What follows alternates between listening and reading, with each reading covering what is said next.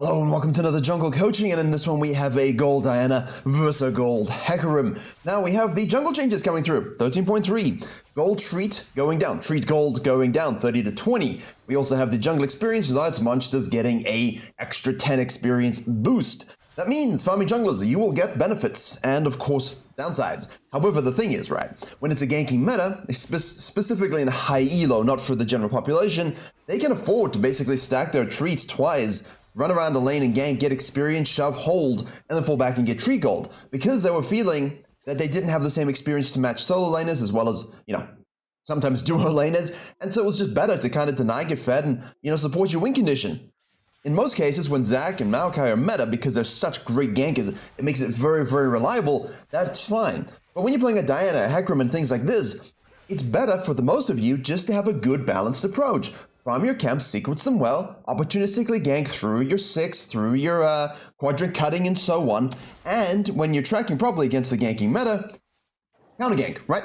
Now obviously in this particular case we've been speaking a lot about junglers doing three camps into action. Oh, I'm so good, this happened as I was saying it. I love it when my brain is working. Sometimes it isn't working. Everyone's brain doesn't work. Virkayu.gg's comprehensive courses will give you all of the up-to-date information you need to climb on your MMR. This is all in addition to our powerful one-on-one coaching and access to the coaching VOD library. And for those of you who want to escape the elo that you're in, because obviously, let's face it, you want the next step, the Jungle Improvement PDF has been released on my site for absolute free. 37 pages of jungle terminology, exercises, and tips to help you carry, win, and climb, take your potential and convert it into reality. Let's pause this because let's assess. This is effectively what we're looking at, right? We have a Diana, full clearing upside, not even sequencing down to gank bottom lane, double kills anybody, and we have a Hecarim doing the same thing, going upside.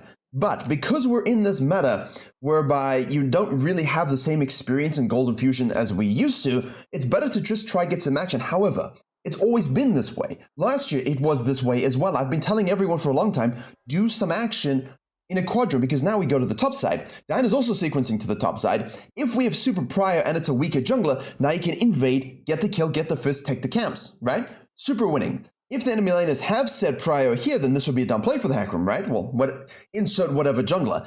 But we have the benefit of being able to fall back to our red side. If we did this, for example, now, then Diana could say, okay, cuts and goes and takes some camps maybe, right? And then the Diana can fall back to this and Hecarim's going, well, guess I lost my shit. And that does happen, right? However, in the modern season, obviously, we have the 20% bonus damage that we do to our jungle, which means we do 20% less. Ward placed here, seen, tracked, in a bit of a bind.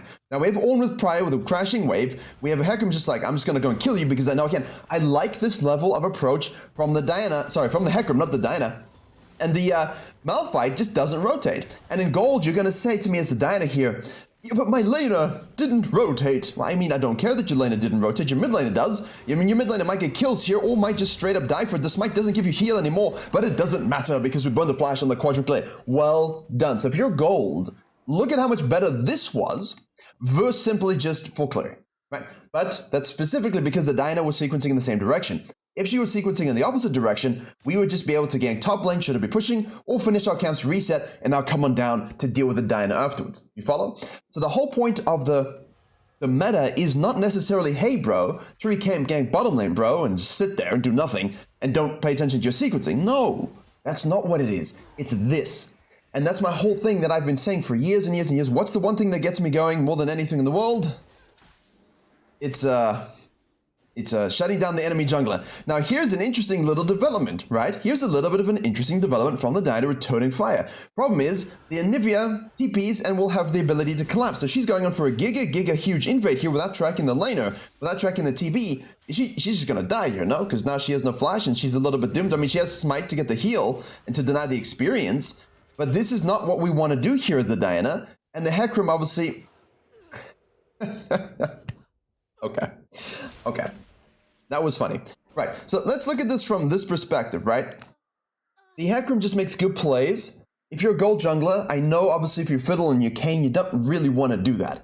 Neither does Hecarim really. But he sees in a mobile mage in the mid lane and says, why not, right? Free flash, cool. And now I know because the jungler's going here, I can just invade and I have prior. Excellent proactive decision making. You can deny the enemy jungler and throw them off course. Now, the Diana should have just given this up. Should have just said, hey, you know what? I see this ward. Shit. End of story. Shit. And what you can do is you can just go back to base, don't die, you give up this, but we're able to go straight to the bottom lane, maybe get some kills there. Obviously, it's a Caitlyn army, so it's a little tougher, but it's something you can try and do. And then we know we're going to have bottom scuttle. We're going to have our second Krugs, our second Raptor spawning at the same time that his second Grump and second Wolves are spawning. So while he does this time here, takes this and falls back to this, as most gold junglers will do, you will still be able to go ahead and snack the Grump and the Wolves, and then of course translate that to ganks here and here, or just fall back to here and then gank again. So you get something back a little bit later, but you have to think 2 steps ahead and learn when to give things up. The map is king, all right? Prior, guy invading, made a good play, good job. What we don't want to do is leave the base after dying and say, you know what, 339, there is an RG scuttle I could do. I can just hold, I think this is fine, we can just hold this. This is absolutely the right juice to do. We see this guy go up here. Remember, track the CS, because if you're not tracking the CS, you won't know whether or not this is taken, right? So we know that this wasn't taken because he comes back with only +4 and then +8. So in this particular case, because he took the crab, right? If he took the grump as well, he'd have +8 instead of just +4. So what happens is we just decide to go on this invade, but we can see here the TP. We know and if he has the TP, what's a better play here? Let him have it. Let him be distracted by a shiny object, and yes, we have the level advantage and the itemization advantage, and we win in a 1v1 sense. That's good. But the map is king. You don't have prio. The reason Hecarim shut you down is because he has prio. And he has prio because he made prio. And then Vel'Koz just died again. So what we could have done in this particular case is better, just boom, boom, and hey, look at what's absolutely primed right now happening. Now, you don't results-based it and say, well, obviously you see that's happening. Well, it doesn't matter. You don't know this in this moment. All you know is that he's going to waste his time topside, take the thing that's away from him, flex down bottom lane for that gank. If you can dive it. But you know that at 418 to 422ish, you're going to have this grump spawn. So you have enough time to do stuff, right? There are things you can do. And obviously your Krugs are spawning it at 413. So you have that as a backup, as a failsafe. There's a lot of cool things we can do here while he's here. And he made good plays himself. The thing you don't want to do is run clear across the map for a high-risk play that gets you nothing, that gets you killed again, that feeds a laner, right? So if you're a gold plat jungler and you're silver and you want to get to gold, the best thing you can do is obviously straight up focus on your sequence. If you're something that can gank after a quadrant, blue or red, right? Try and do so. Get the flash, get the prio, make the aggressive play, fall back to your side.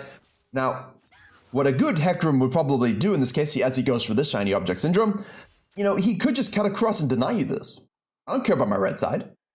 I killed you. I have your red, so I don't need my red. What I'm going to do is know that you're not going to make this play here as Diana, because it's dumb. So I'm just going to run across and kill you on this crab. And then I'm going to counter gank, or I'm going to counter gank you as you go bottom lane. And then I'm going to maybe control this, or I could counter jungle you more as you go topside. So there's a lot of cool, I'm not really telling you to do all of this, it's just a lot of cool denial things you can do as a Hecarim, but as a Diana, as a Hecarim, those are the 2 ways I would prefer you to play. Just solid, good jungling. Sequence up, do your full sequence. Look for the scuttle, reset, look for the gank, sequence again, right?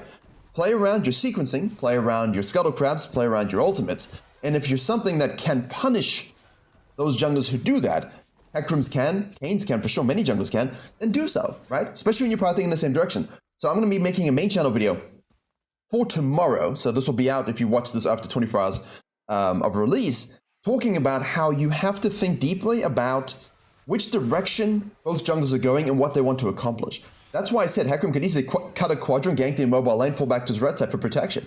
And if he has invade, he could kill you, right? So the Diana needs to think about what the Hecarim would want to do and mesh it together, because ideally we want to go opposite as farming jungler. So, handshake, you take top scuttle, I take bottom scuttle, we go opposite direction, thumbs up. You gank top, I gank bot, cool. Let's reset later. So, this is not that meta anymore. We're not handshaking this because there is more experience to be had through the ganking and farming. And now with the changes coming through, the Diana here who controls the sequence, if the Hecarim gets nothing, will come out ahead from the large monster experience gains, which affects your break-even points of level 5, level 6. And that, of course, is a lot of gold value. Like, if you can sequence correctly, and you get those bonus experiences and you break 6 before the enemy jungler, that's a shit ton of gold in your pocket, effectively, right? Stats you would have through itemization that you just have through experience. We always prefer experience. So here, basically, now we're going to say, okay, look, guys, you can see this is available here. The Hecarim most likely is going to take this reset, bottom lane and things like this. Obviously, we weren't paying attention to it. We weren't really paying attention to everything here, but the Hecarim most likely at this point resets up to Krugs, comes down to the bottom lane. He's got his whole bottom quadrant here. He can snack up. He could dive this. He could gank this again. So he's going to be wandering around here, and the Diana basically says, hey, look, if I'm sequencing up and I saw this, probably he goes bottom quadrant. Can I gank this? Maybe. This gets hit over here. I'll just take some camps away. That's fine. That's good sequencing. This will give you, obviously with the reduction in gold treats, like we have a treat here, we'll get plus 20 instead of plus 30. And the Hecarim basically goes, well, there's nothing else for me to do because I decided to cut in. And was this a good move by the Hecarim, you think? No, it was not. Why? Because we know straight up, okay, we know this is down. We saw him go there. We know it's not up. Come on. Now, top lane is, of course, gankable, but that's a thick wave with a not-so-thick Malphite, with a very thick Ornn. It is warded. We'll take that kill. That's a free dragon. Obviously, we know our red is up. There's nothing else on the top side. This is up now.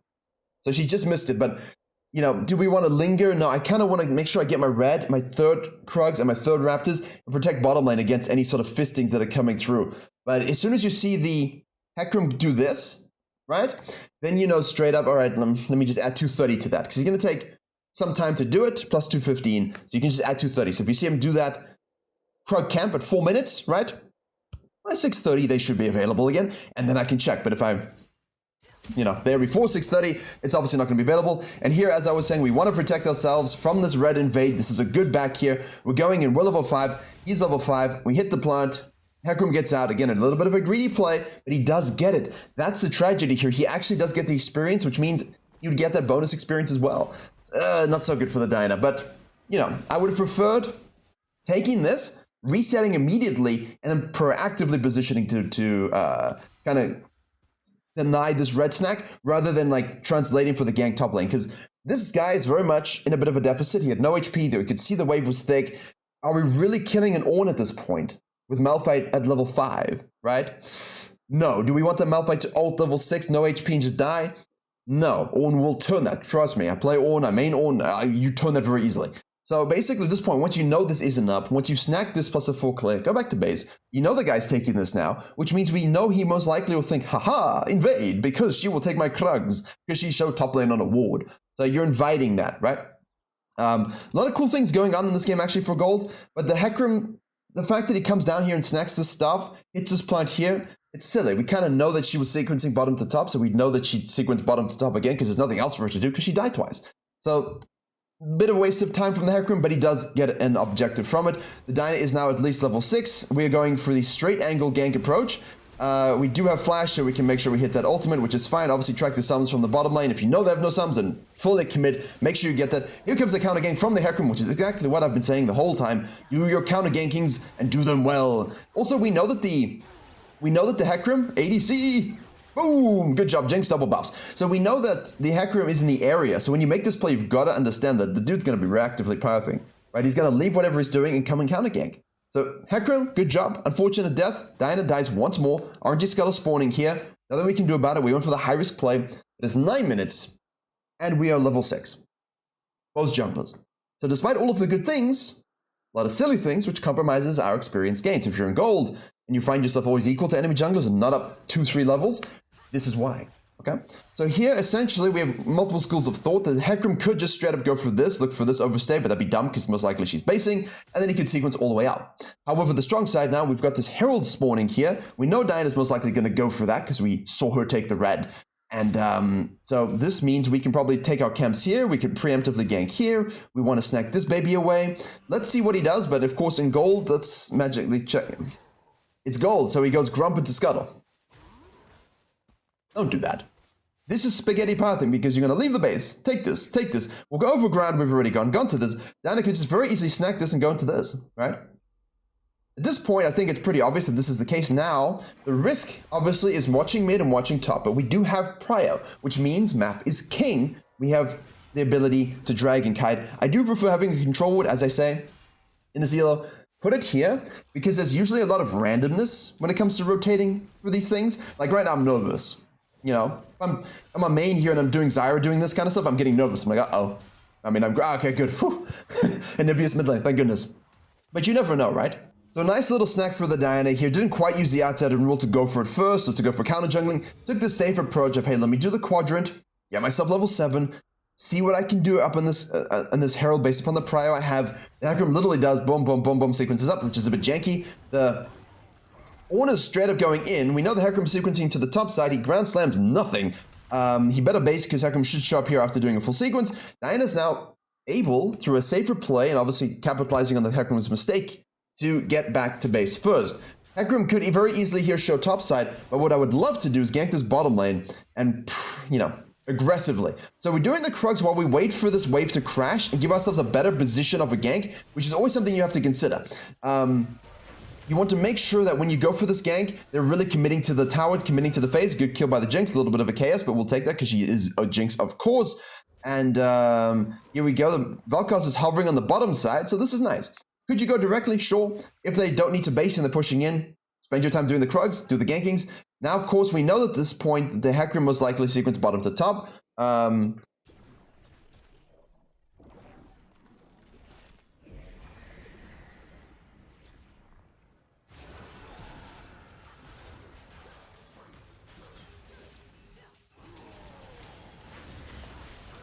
have feelings right now. I have a lot of feelings in my brain right now about what's happening. Yeah, so just deconstruct the scenario if you are a jungler in this particular case. What do you see that you think is a bit flawed? I mean, why are we rushing here to use the Herald here when the wait, like, so we see here the Caitlyn is still bottom lane, right? And we go up into this point. We know the Hecarim is sequencing bottom to top because this crab is obviously gone. There's an RNG one spawning on the top side. He hasn't shown anywhere. He's probably finishing some sort of itemization. In this case is serrated dildo. And then he's going to come down to the bottom side and maybe look to do some stuff before the Grump spawns, right? Because we understand this based upon his non-showing for a while and what sort of the indirect evidence that we have. And we made a good play controlling a quadrant, taking an objective and ganking the lane. Again, well done. But now we know the Hecarim will show up and the bottom lane is here. And of course, our Jinx and Soraka are super, super low. So what could we have done to help us create a bit more prio in this situation? Shove it. Help them shove, help them reset. Because the Jinx now has, after all of this, probably will have like 1200 or so in pocket, right? So what we can do is just go straight back to base. But instead, we drop this for some reason. There's no logical reason to do this. We have time to use it. We also know that the Nivi's out of mana, but Hecarim will rotate. We also killed the Nami, so Nami is going to come from base as she respawns directly to the action, especially if the enemy bot lane disappears, right? Which from their perspective seems to be what's happening. Okay, Jinx and Soraka base, I'm going to go straight for this fight. So what happens is Hecarim goes in. Fortunately, they're able to get the kills here, but obviously Caitlyn stayed out. We didn't track this, right? The Jinx stays, but Soraka's in base. And now the Vel'Koz shows up, and Malphite has decided to proactively roam, or use his TP, as it were. He gets a boom slap, right? We enjoy the boom slap. And then Jinx is pushing another wave. 1-4-3, 4-2-2. Now, both junglers die. Bad decisions from everybody. You've got to have good fight selection. And Nami shows up. So, Nami isn't necessary in this fight, but it's something that you've got to think about, right? Who's going to be able to rotate first if I take an elongated fight? Obviously, in this case, the waste of the Herald is the most tragic. Now there's a dragon spawning, so we've died way too many times. When you die so many times, you compromise your ability to farm, get experience, get gold, and get objectives, as well as deny the enemy jungler. Ornn's just like, all right, okay. So the dragon is available. We saw the Hecarim get quite chunked, actually. The Soraka is fresh out of base. The Jinx now needs to reset, though. And, of course, the Nami is sitting half HP on the turret. I don't know, typing, I guess. The Jinx decides to stay, actually, and we're going to go for a cheeky dive, are we? No, we're going to ward and say, right, let's just go for this dragon very quickly because we do have the advantage. Obviously, now you're coin flipping a little bit the Nivea. We're trusting that the Hecarim was too low to do anything. Oh, there she is. Wow. Coin flip it. I don't mind these kind of situations if I know the jungler's not here and I do have numbers. If we all rotate and if we have smite. But I don't know if I would do that. Yeah. Lucky that we were able to get out alive from this one. Oh man, I don't like these things. I like them and I don't like them. Do you understand my perspective? Like, I'm like, okay. But what do we see here? Darkness plus shove roam plus mid laner coming back from base. We also know that the Hecarim was shoved out a little low and he doesn't care, right? He's just going to go in sequence. The problem is here, the Jinx hasn't reset. What does she have now?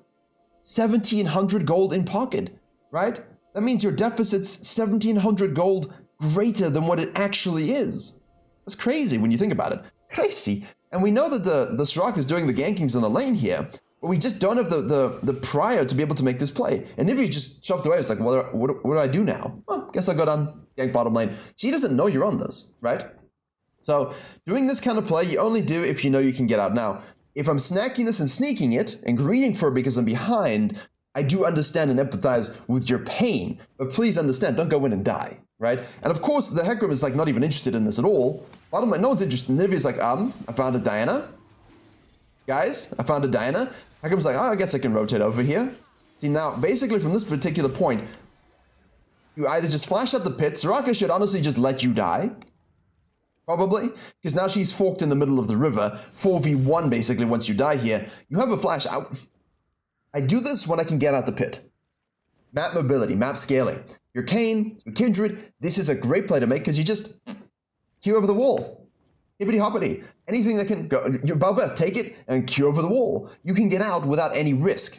But your Soraka, bless her soul, is like, hey, my jungler. And you're like, support. And then Vel'Koz is like, sushi. And Jinx is like, can I just go back to base? I'm rich.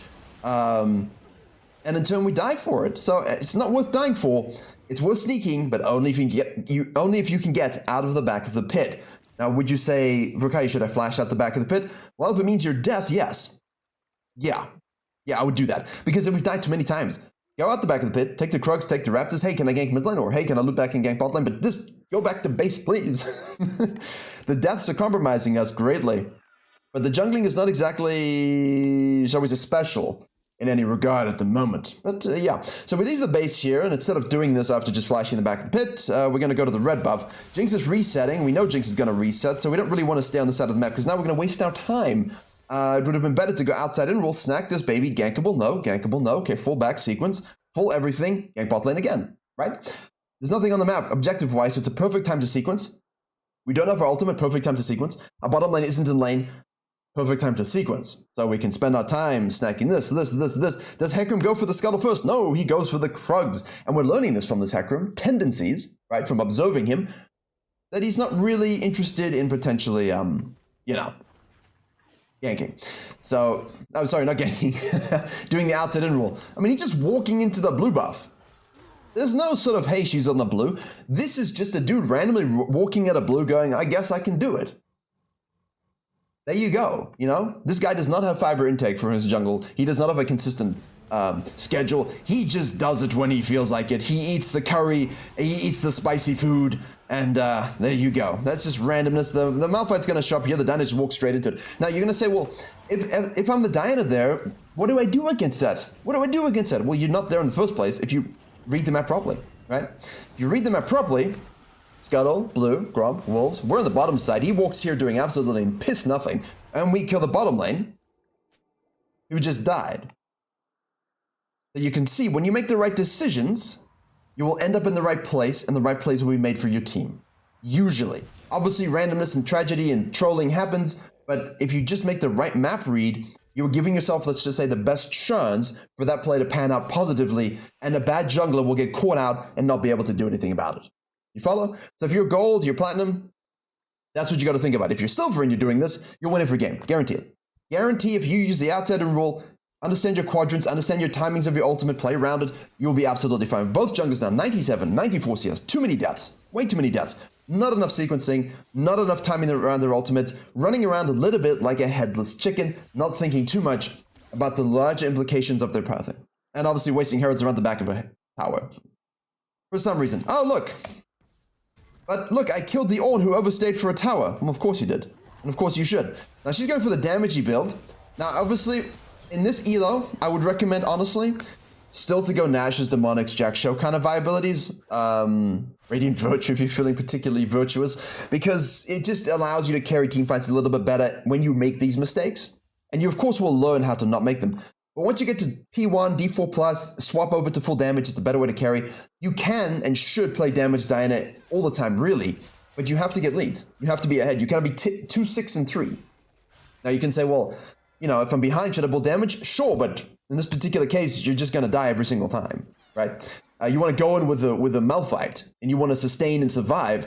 It's better to do that. Now, obviously, we have the TP from the Ornn coming through. We have us poking out the Herald for no particular reason. The Nivea is going to the bottom lane. We have the Hecarim here as well. The Nami's rotating here. Bottom lane has taken the tower, which means the chess pieces are going to move around the map. They will be distracted by the shiniest object. The Diana is sitting still. No doubt in my mind that this player right now is...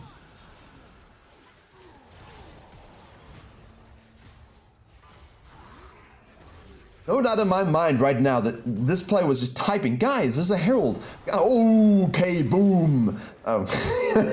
You know, that's a big ass firework that goes up with a huge loud. You're like, whoa, there it goes. There it goes. Psst. No, that was disappointing. It's exactly what it is. It's the big boom at the end of the fight, at the end of the night, rather, and fight. That doesn't really do much. It just fizzles. So our bottom lane is the bottom lane because obviously we missed an opportunity multiple times to clean this up and help snowball it. And we're just typing here, guys, as an objective. So what? Give it up. What else could we do? Well, farm my camps, push up this wave nicely, right? If they want to send 4 people for this, catch, push, shove, kite down, take, kill. Shove, cool, fall back to this. They rotate, someone else takes this one.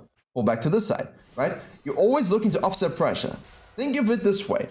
If I have to give something up, where can I offset the pressure elsewhere? End of story. Better to give it up than to die for no particular reason, because we're 273 now. She is most likely someone who will be typing in a Discord, on a Reddit thread saying, my team doesn't rotate, I got invaded, what should I do? Just give it up, man. And at the same time, your positioning was pretty bad, right? So this isn't flame, it's just constructive criticism, and it's appealing to the attitude of the player. You are not exempt from criticism when you expect lame prio all the time for no reason. So Raka silence, dead Nami.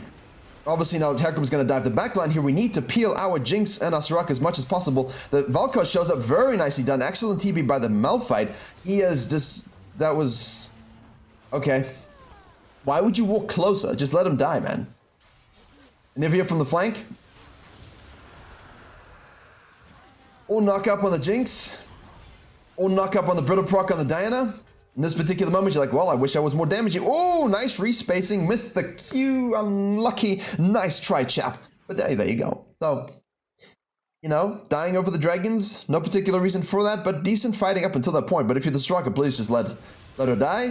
We respawn, and if he overpushes bot side, as we would expect here, can we hit a Q? Can we hit an R? Oh, it drifts wide. Nice cinematic shot. Oh, straight to Caitlyn's face. Hecarim now has his Mana Moon finally completed, plus his Serrated Dirk. Plus, sorry, not Serrated Dirk, plus his Hex Drinker. The max range Valkaz ultimate does some work. People disrespecting that. Jinx is just getting the resets on the Nami. Diana's like, right, I'm gonna do some Raptors. And now we need to bust. No. Two dead. We can make a play here. Shove, take. You could even do this. You could even bait this. I'm not fully opposed to this. But you have to trust your team to not fight around it, right? The Diana's instinct was just to say, hey, cool, I'm gonna go do my camps. But there's no reason to go do your camps. See, I'm worried about the Ornn here. Malphite, again, really not ground pounding much. Diana decides to go in here. We do have the ult, we do hit the double knockup, we do get the kill on the Caitlyn. Now we can kill the Nami. Hopefully the slow isn't enough. And now obviously the Herald has been activated. They all respawned. That's fine, base. We have what? 2k? Get out. Don't coin flip this Baron, please. The issue is, of course, the counter Baron now. So, I see what's going to happen.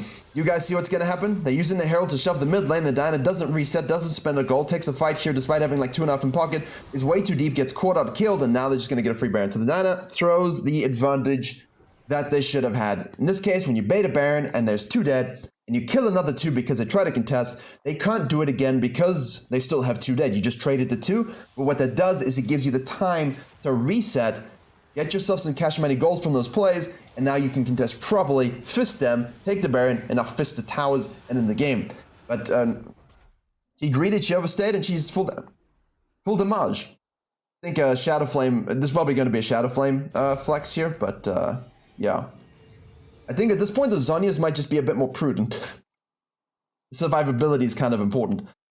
Oh, that we just gave them a free Baron.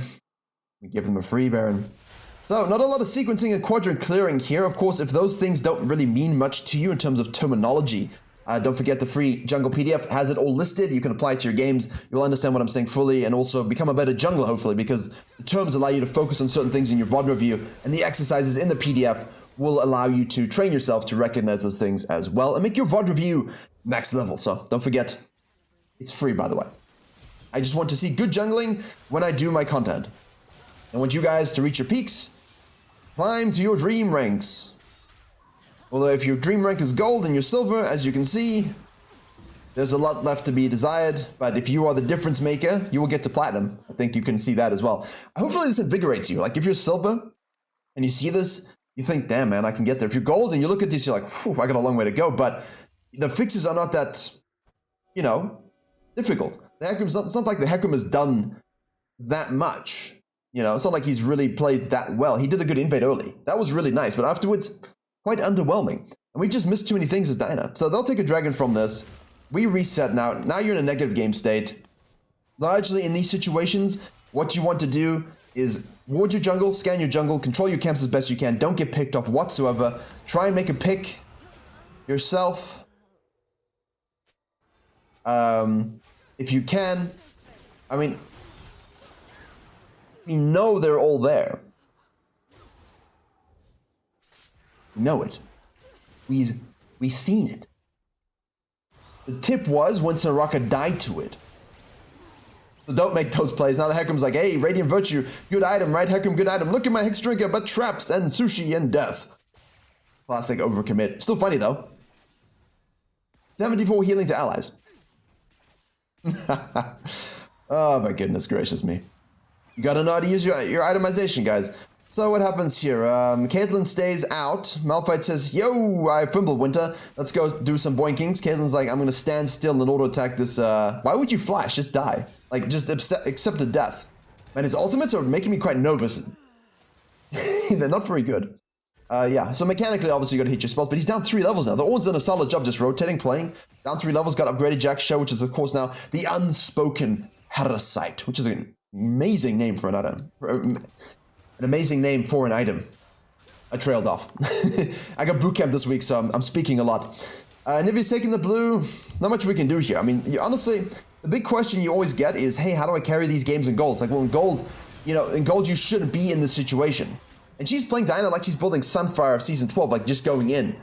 You know, and you don't have the damage at this point in time to actually go kill anybody, even with the Shadow Flame. You're just too far behind. And the Hecarim is level 14, so like he's at far ahead as well. So he manages to ult in there, alright? Now he's going to be quite difficult to kill with that sustain. The Hex Drinker goes up as well. The Ornn hits a beautiful E, gets the Brittle procs. We're going to go back in on the Nivea, but we don't do damage. He's level 17 to 14. The Caitlyn doesn't ult, doesn't really hit anything thanks to the W. Ornn's just chasing down, being the real tanky boy that he needs to be. And that'll be inhib. It's good to Kai back here. It's the best thing you can do, but you don't have the damage, you're going to need Void. Shadow Flame and Void, we do need them. It's just, for me, it's like, it's all compromised because we're so far behind. Oh boy. Alright, so nothing much happens here. They hold a little bit, and then there's just another Baron fight, I think, so I don't really think there's too much left for us to discuss here. Obviously, if you're in these situations, let them tilt into you. Don't be the pick that gets made. And always fix the first 15 minutes to fix this phase. It's the best way to play the game when you get to this point in the game that you can just kill everybody. Like right now, this should be like quadra kill backline, right? For the Diana, where no one can kill you and you can kill everybody. Once you can do that and you can turn those fights, you'll win. But unfortunately, did not pan out that way. We semi-inted, and of course, the red team will take home the victory. So hopefully that helps if you're gold. A lot of cool things you can discuss and use for clearing, cutting the quadrants early, invading, tracking, flow with your sequencing. But at the end of the day, keep it simple. Don't overthink it too much. Get your sequencing. Don't worry about the spam gank bot lane meta, sitting in bushes and things like that. Balanced jungling wins always. Thank you very much for watching. Don't forget to sub, like, comment, all that good stuff. Virkayu.gg for your coaching needs. And as always, I will see you all in the next coaching.